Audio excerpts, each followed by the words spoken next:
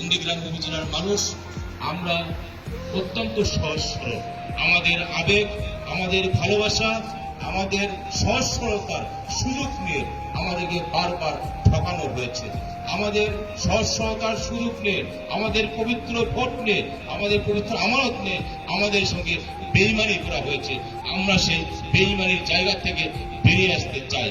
আমরা চাই একটি আদর্শ উপজেলা, আমরা চাই একটি জবাবদিহিমূলক উপজেলা।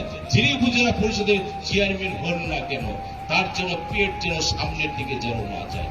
আমার নন্দীগ্রাম উপজেলার মানুষের কোনো উন্নয়ন নেই, রাস্তাঘাটের উন্নয়ন নেই, মসজিদ মাদ্রাসার উন্নয়ন নেই, শিক্ষা প্রতিষ্ঠানের উন্নয়ন নেই, কোনো কিছুর উন্নয়ন নেই। কিন্তু যারা নির্বাচিত হয়েছে তাদের পেট কিন্তু দিন দিন সামনের দিকে যাচ্ছে।